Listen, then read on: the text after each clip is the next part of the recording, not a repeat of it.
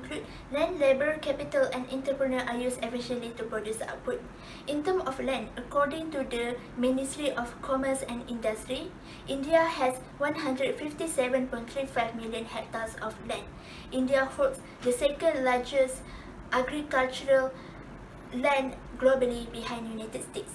This means that India has enough land dedicated to agriculture. However, India's agricultural productivity is low compared to China and many other countries in the world. In 2013, Food and Agricultural Organization points out that India produced 106.19 million tons of rice a year from 44 million hectares of land. That's a year rate of 2.4 tons per hectare, but China have a year rate of 4.7 tons per hectare. This means that India does not utilize land efficiently. Furthermore, in terms of labor, in the year 2020, COVID-19 effect on unemployment rate in India 2020, as India recorded an unemployment rate over 26% as of 19 April 2020. This was a tremendous spike and a direct impact of the lockdown following the coronavirus pandemic. The country went into lockdown on March, which were restricting 1.3 billion people to stay at home. Due to the lockdown, people in India are not working. Most of production of goods and services will stop at this moment. So production in the country will drop drastically and more people will lose their job and less income created by the country. Therefore, India does not achieve full employment at this moment as India does not utilize labor efficiently. The second objective from conventional perspective is price stability. Price stability means prices are kept stable without any frequent changes. Price stability is important to avoid prolonged inflation and deflation, also maintain the economic growth in each country. Increasing in price will decrease the power of consumer and decrease the income in each country. In India, RBI is the central bank that is responsible to control the financial in their country. Monetary policy is a way for RBI to control the supply of money in the economy.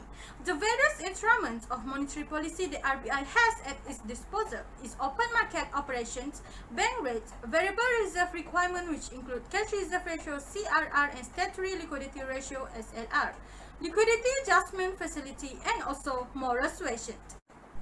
The graph shows that RBI way has successfully maintained the inflation rate in 2019. But it started to increasing suddenly until it reached to the highest percent, which is on January 2020 with 7.59%. Too high inflation is bad because the price will rise and affecting the consumer.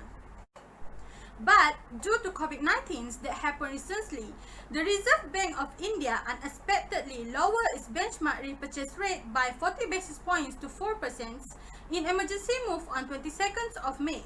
Also lowered its reserve repo rate by 40 basis points to 3.35% and marginal standing facility rates to 4.25%. The committee also decided to continue the accommodative stance of monetary policy, aiming to achieve the medium-term inflation target by 40% plus or negative 2% and reduce the impact of COVID-19 to the economy while supporting growth. This may help to maintain the price stability in India. What do we mean by economic growth? Economic growth is an increase in the amount of goods and services produced per head of the population over a period of time. However, economy in India is low in 2017 due to shock of introduction of GST. Also, economy in India does not move constantly and will be going through 4 phases of business cycle called peak, recession, recovery, and trough.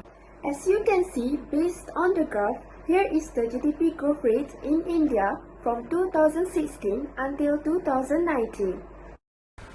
India GDP growth rate for 2016 was 6.83%. India GDP growth rate for 2017 was 7.18%, a 0.35% increase from 2016.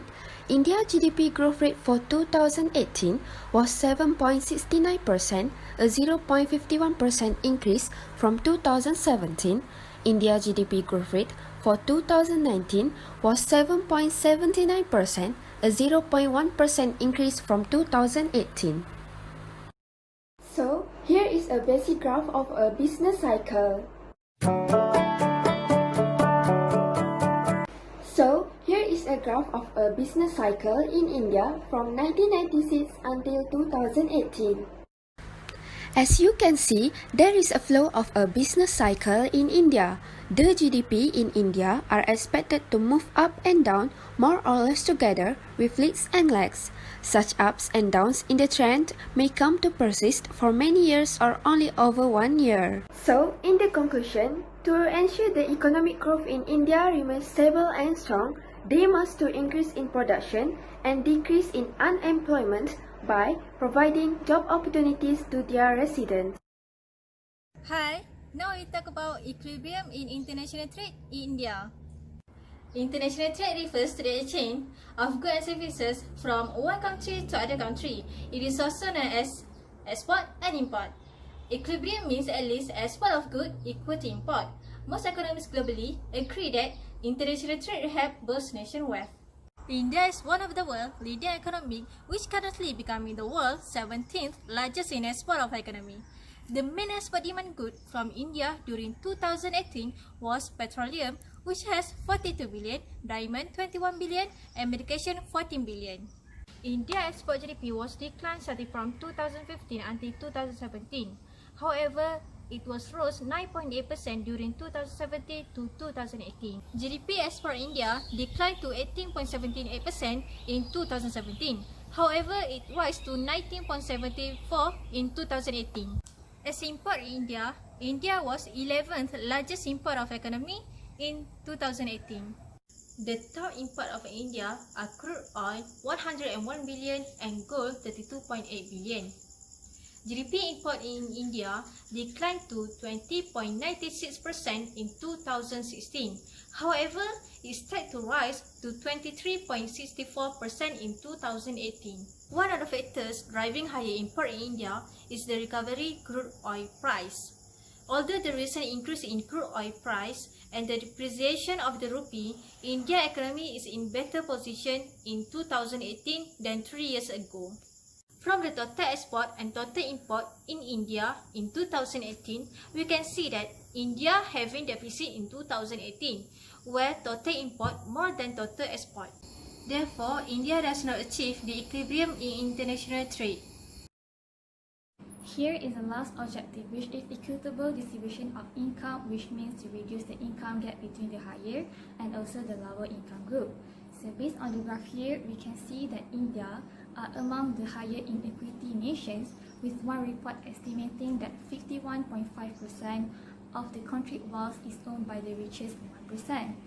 It is also stated in 2018 Global Wealth Report that the richest 10% of the Indians own 77.4% of the country's wealth. So this trend is moving upward each year, which means that the rich are getting richer at a much faster than the poor who is struggling to earn a minimum wage and access quality education and also healthcare services. 63 million of them are pushed into poverty. So in order to reduce the inequality, India has followed progressive taxing system where corporation and richest individuals are taxed more in order to redistribute the resources to society and also funding public services since 1922.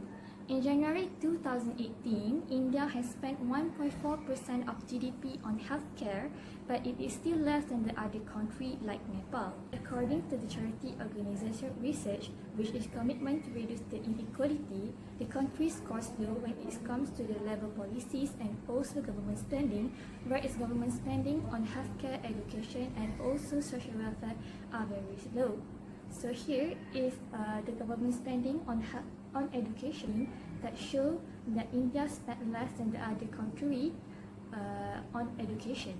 Therefore, we can conclude that India does not achieve its objective, which is equitable distribution of income, and need to improve its inequality action plans.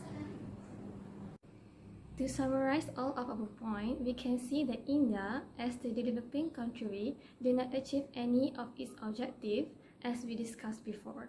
So that's all from us. Thank you.